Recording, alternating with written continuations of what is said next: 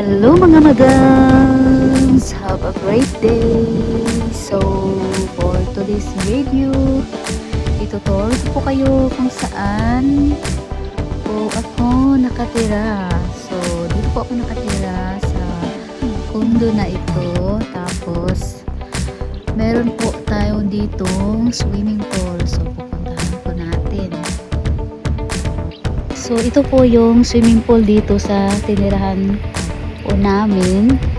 Ito po yung malaki na swimming pool, tapos doon po ay meron din pong maliit pang bata, ito pang adult. So ayan po, meron pong mga lamesa tsaka upuan kapag nagre-relax dito sa swimming pool. So ito yung mga condo dito. So hindi ko bilang yung mga condo dito, pero ang daming condo dito.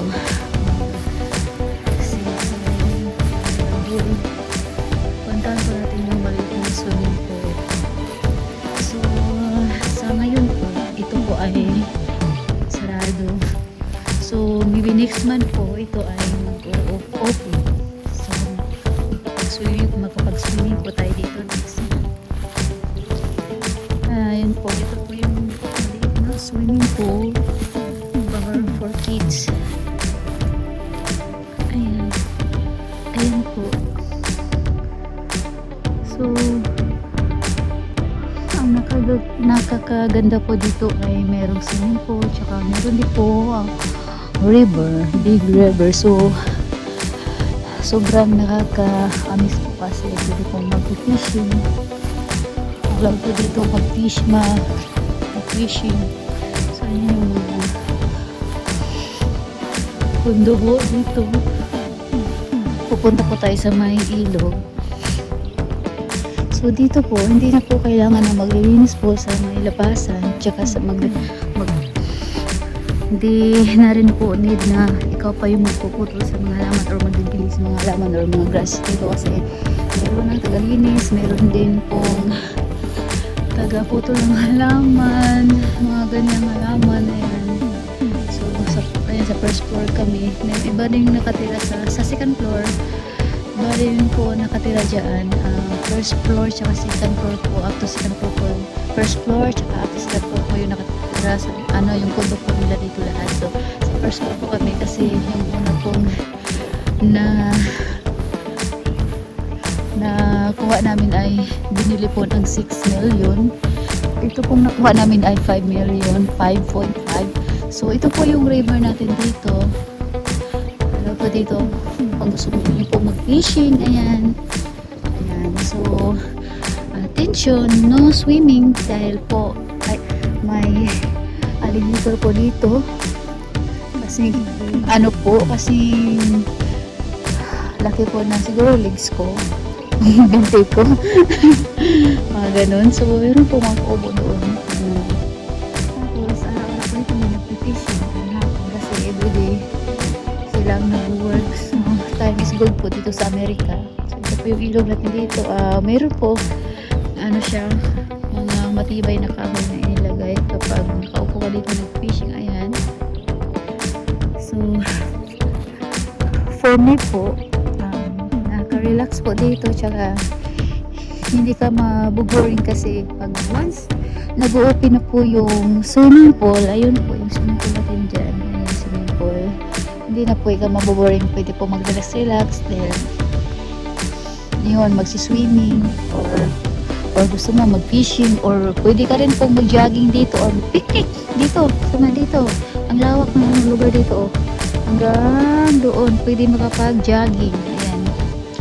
So yung iba po dito nakatira sa condo, dala nyo po nila yung mga aso dito. Ayan, sana nga po hindi po tumatay dito sa labas. Tsaka meron din pong mga duck dito sa mga malalaki, nagpupok nga dito. So siminto. Tapos sa meron din po mga ibon nagliliparan. Ayun, color white na ibon nakita ko lumilipad. Malalaking mga ibon, iba maliliit, iba-iba klaseng ibon lumilipad dito. Sobrang nice. Mahangin, sarap ng hangin ngayon. Hangin. Ang sarap ng init. Kasi gusto ko yung init, malamig yung hangin. pwede makapag-jogging dito, balik-balik ka lang. Ayan, dyan ka masimula hanggang doon. Pero doon pwede ka naman doon masimula hanggang doon. So, ayan. Sa eksakto lang din po na hindi po kami nakatira sa may second floor kasi nakakatakot po kapag may bata po, lalo na may anak ako. Kaya happy na rin po ako na sa may second floor lang po ako kasi may terrace din naman kami. Yung terrace po namin may may door kasi mababa lang po siya. Yung second floor, yung terrace nila walang nakabarang mga kahit kung ano-anong mga door kasi nasa second floor na mataas po. So hindi po maaakit ng mga manakaw. So, yun po, yun yung mga puno dito. Ayan. So, today po ay maganda yung araw. Hindi po mag-alala sa mga may basura pa dito kasi araw-araw may naglilinis po dito. May nagpuputol ng grasses, may nagpuputol ng halaman, may ano na po, sa mga grasses po dito, katulad dito, may mga may mga tubig na rin po ito sa mga ilalim, para siyang fountain, nagdidilig lang siya ng sarili niya, nagdidilig kahit walang taong humawak, may tubig na umaagos katulad kahapon, iwas sa yung tubig, parang fountain, nidiligan yung mga grasses dito, katulad dito, grasses, may malabas yung mga tubig, so hindi ito mamamatay itong grasses na ito kasi dinidiligan din. Hindi tao magdidilig, lang yun. May mga sa ilalim nilalagay para umaagos yung tubig. Haba. Tapos, yung may tagalinis din ng swimming pool, may tagalinis din dito. Around dito may naglilinis. So, sinasahulan din naman sila buwan-buwan. Kami din po yung nagsasahod sa kanila yung tagalinis sa swimming pool at tagalinis dito sa paligid. Kasama na rin po sa bayad sa condo. Itong mga condo na to, ang dami-dami dito pero hindi ko bilang kung ilan yan hanggang labasan yan. Meron din po itong playground sa may labasan pero hindi na po kami pupunta. Meron playground doon, pwede mo kung may bata doon, may slide sa may labasan, kapuntang kasada. Super nice. Sarap ang hangin today. So, nababas muna ako dito. Nag-video kasi yung si Habi nasa work, si Santo naman nasa school. So, nakaraang araw, may nakita po ko dito alligator, binibidyo ko na-upload ko po yun. Tapos, yung maliit lang naman po, pero nakakatakot kapag mahulog ka, baka marami may ingat-ingat ang dito. Matibay din po ito pa, pero diba kung ayan, so may mga nag-fishing dito pero wala pa akong nakita na may makuha sila kasi may alligator, kumakain din yun ng isla eh. May nakita akong itim doon, kaya yan maka-alligator yun. Ayan, may itim doon. Hindi ko alam kung kahoy or something. Yan, yung itim na yun i-zoom natin. Parang kahoy ata yan o alligator, hindi ko alam. Kaya maraming puno, ayan. Ay, mga kubo doon sa unahan, kubo. May mga dumadaan din ditong mga boats, jet ski. So, habang nakaupo ka dito, makikita mo sila, jet ski, nagbo-boats. Mga tao po dito, friendly, nagpag-usap, ayan. So, yung mga tao sa Pilipinas, gusto nila pumunta na Amerika kasi sa tingin nila ang ganda ng Amerika. Tapos maganda rin talaga ang Amerika, saka ang maganda dito sa Amerika yung salary kasi sa isang oras malaki yung sahod. Pero hindi ko alam kung magkano man. Depende sa trabaho, sa napasukan ng job. Maganda lang dito yung salary kasi malalaki. Kasi sa Pilipinas mababa yung sahod. Kaya akala ng mga Pilipino sa Amerika maganda naman talaga, pero may minsan lang talaga kapag namimiss mo ang Pilipinas kasi naboboring ka, tapos sobrang tahimik ng Amerika, tahimik na mga lugar. Siguro napatag. Napatag din ako sa tahimik na lugar.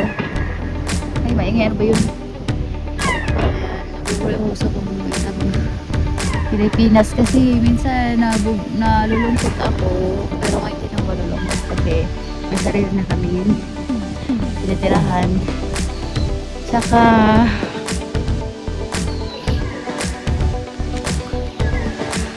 mas kung papiliin ako, Pilipinas or Amerika, saan ako titira forever, gusto ko Philippines kasi sa Philippines more hapon in Philippines. Dito sa Amerika, puro busy mga tao ito, puro trabaho inaatupag, tapos walang masyadong have fun, hindi bawal ito mag-karaoke. Sa Pilipinas, pwede ka mag-karaoke, magawa mo kahit ano dito, o hindi lahat magawa mo. Very strict itong Amerika, sa Amerika is very strict ang Amerika. Pero maingay lang sa maingay, doon, may nagpa-fishing doon, no? Ayan. Very strict ang Amerika mga dyan.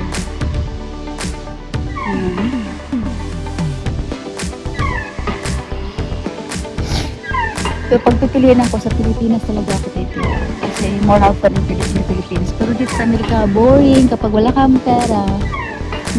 Tapos yung pera mo lang. Kapag may pera ka naman, hanggang mga bills lang yan at mga food mo. Pero pag sobra mo yung pera mo, pwede ka gumala-gala.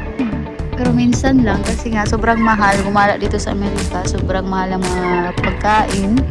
Pero pag yung pera mo dito gamitin sa Pilipinas, malaki na yun sa malaking value yun sa Philippines. May fishing din dito.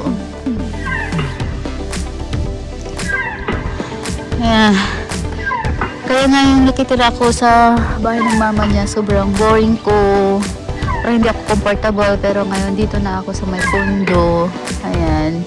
Sobrang comfortable na ako. Komportable. Pero pag ako na mag-isa, sobrang tahimik kasi Monday to Friday, sobrang tahimik na paligid kasi lahat sila ay nasa trabaho. Kasi time is gold dito sa Amerika. Ayan.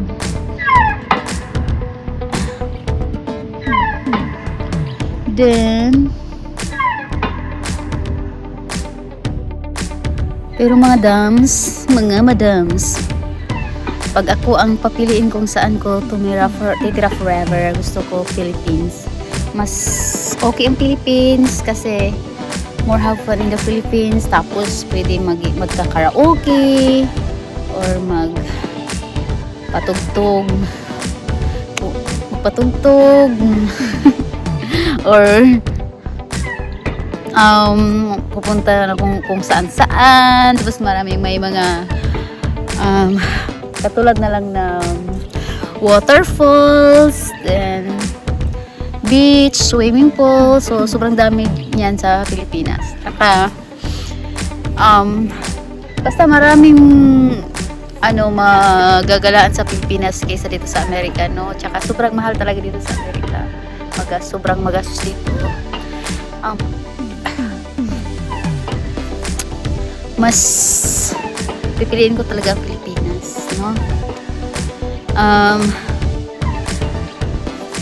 Para sa akin, kasi pinipili ko ang Pilipinas kasi doon ako lumaki. Hindi, yung visa ko lang din naman finally 14 years lang. So need ko lang tumira daw dito ng 5 years for something reason, no? Part of yung sabi ng husband ko, 5 years. I need to stay here for 5 years. But hindi po ako nag-American citizen kasi mahirap maging American citizen kasi visit lang, visit sa Philippines, visit sa Amerika. Gusto ko yung hindi ako American citizen, gusto lang din. Finally. Kasi pag American citizen ka, tapos pag titira ka ng Pilipinas, lalaka rin mo na naman yung para maging Filipino citizenship. So that's why na hindi ako nag-American citizen. So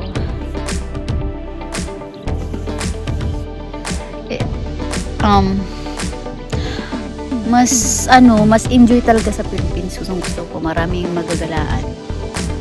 Tsaka, andun yung mga family natin. Pwede mamasyal dun sa family.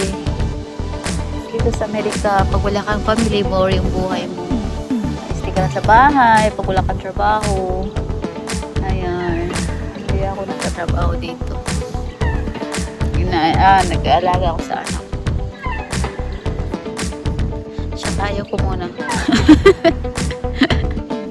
Ayaw ko muna for now. Then, naka-jacket ako kasi malamig yung hangin. Mainit naman pero malamig yung hangin. Naka-short nga lang. Sarap-sarap dito magtambay sa may ilog. Akala na ibang Pilipino masaya dito sa Amerika, hindi. Kasi lahat sila nagtatrabaho, busy. Minsan lang makakagala. Tapos pabalik-balik lang yung galaan namin sa beach or swimming pool. Ay, wala. May isda. Ayun o, nakita mo yung isda. Nagja-jumping. Nagja-jump yung isda. Oh, sarap naman mag-fishing. Nakita ko. Nagja-jump yung isda.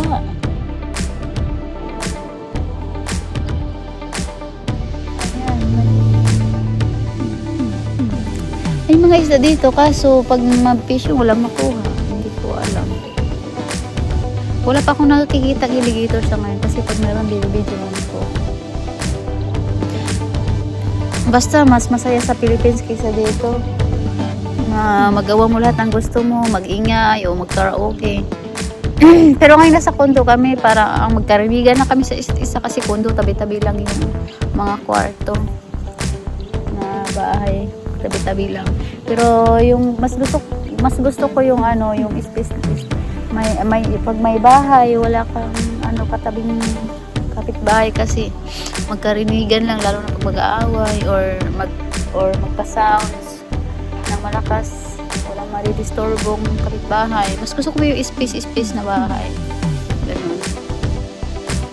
So, wala na kaming choice dito. Ito na yung napa namin. Maganda naman dito. Super nice. At nanghangin dito. Sa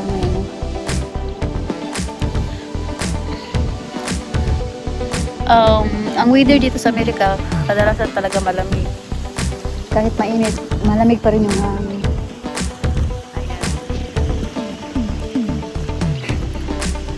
Pag halimbawa may bahay na kami sa Pilipinas na ipatayo, doon na ako titira, hindi na ako babalik sa Amerika kasi mas ma-enjoy pa ako doon sa Philippines. Dito naboboring ako. Kahit dito ako sa condo, tapos may swimming pool, may river, pero iba talaga sa Pilipinas. Kasi pag naboboring ako, pwede ako mag-karaoke, pupunta sa mga kapatid ko, or pupunta sa beach. Malapit lang na beach, ayan. Or pag may pira, pupunta ng swimming pool. Or hindi pa ako nakapunta ng waterfalls. Yan ang marami sa Pilipinas, waterfalls. Gusto ko maka-experience pumunta ng waterfalls. Hindi pa ako nakakapunta ng waterfalls sa Pilipinas. Noong doon pa ako. Pero next time, pag makauwi ako ng Philippines, gusto ko maka-experience na makapunta sa waterfalls. Ko naman kasi alam pumunta doon pag pwede ako magpasama na may nakakaalam na pumunta ng waterfalls yung kapatid ko. Yan, alam nila maraming waterfalls doon. Outfit today, ang bilbil, pagkakain ko lang. Lakas ng hangin, no? Kaya lumilipad nga yung buhok ko.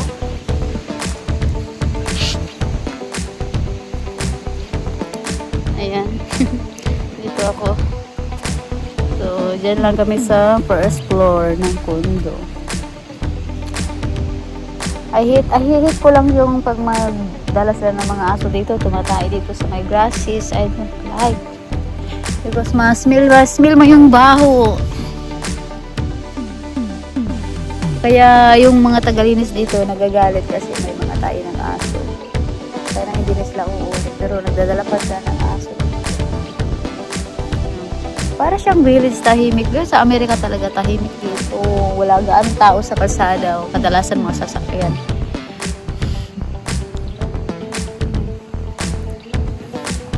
Kasi lahat dito nagtatrabaho. Ay, ang init na ng inuupuan ko. Medyo papasok na po ako sa loob.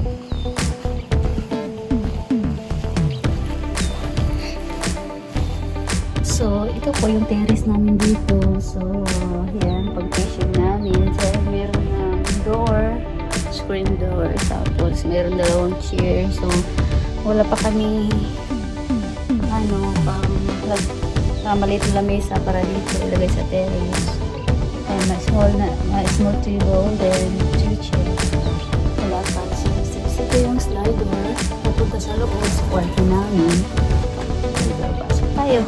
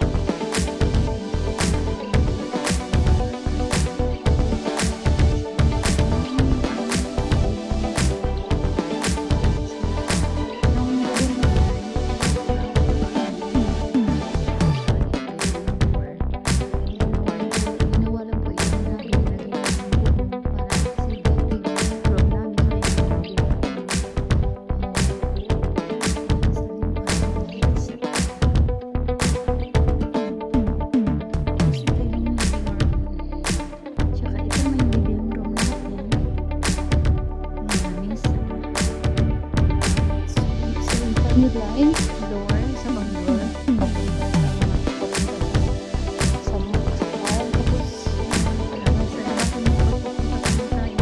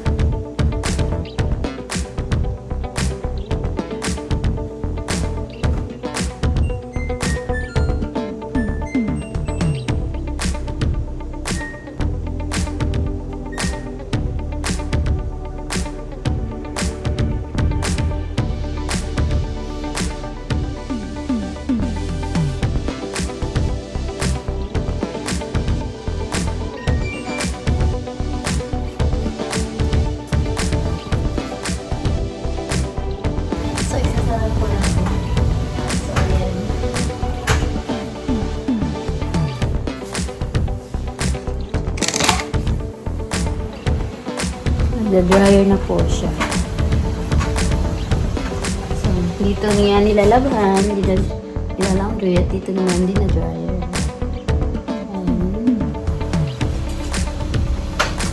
So, isasara natin.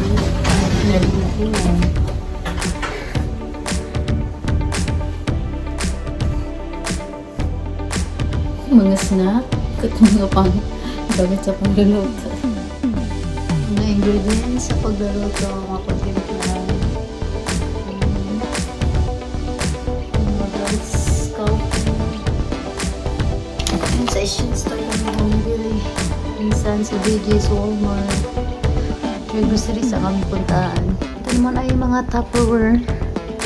Ito naman ay mga plates. Dalawa yung sink natin. Yung tubig dito, mainit, malamig. Ayan, meron din siya.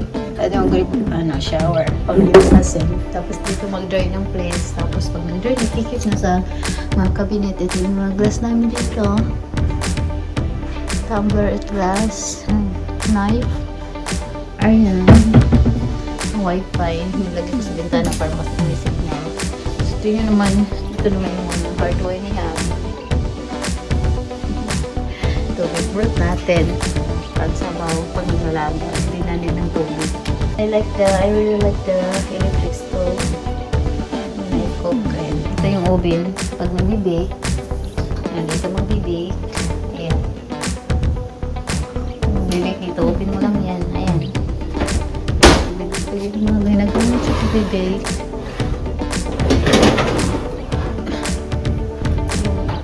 Sa loob ng rip, ang lawak ng malagyan, mag-grocery na naman kami kasi naubusan na kami ng some food.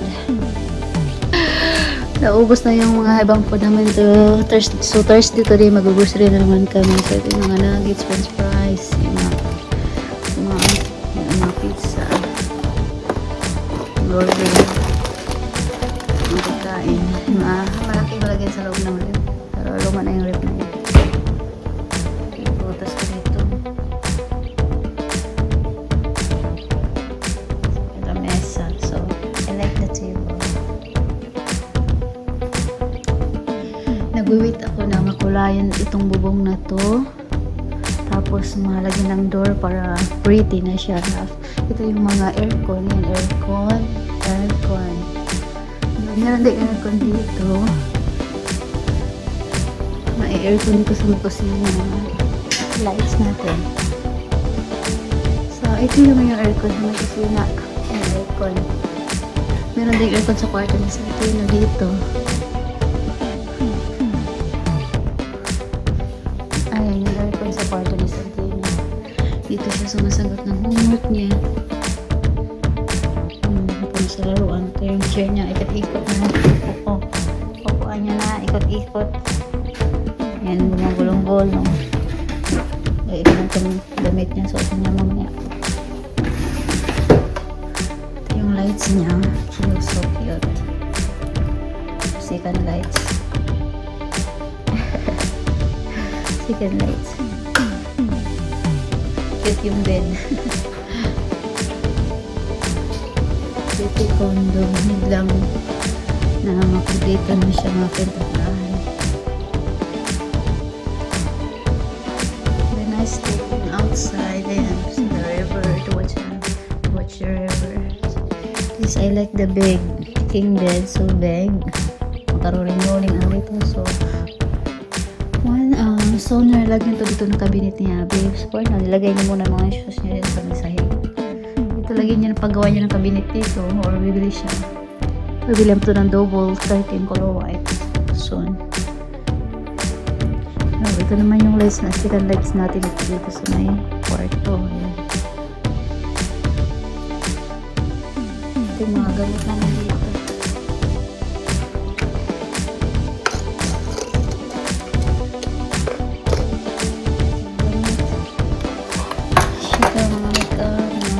Vitamins. So, for example,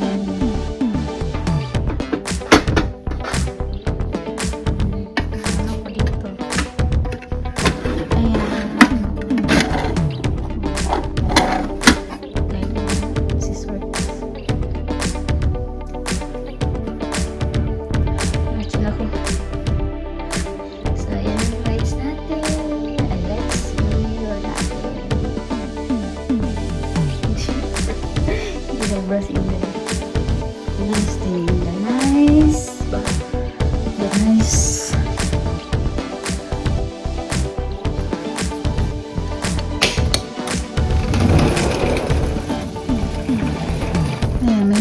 nag-fishing na doon, oh. Ayan, oh. Ayan, may nag-fishing na. Start na sa fishing.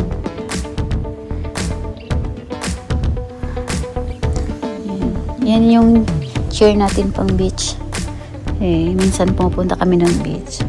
So, ito yung second floor. Yung fishing namin, nasira din yung fishing namin. No?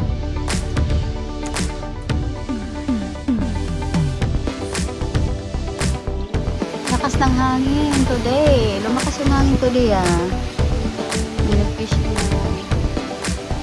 Lakas ng hangin. So, let's eat mga madams. Baboons.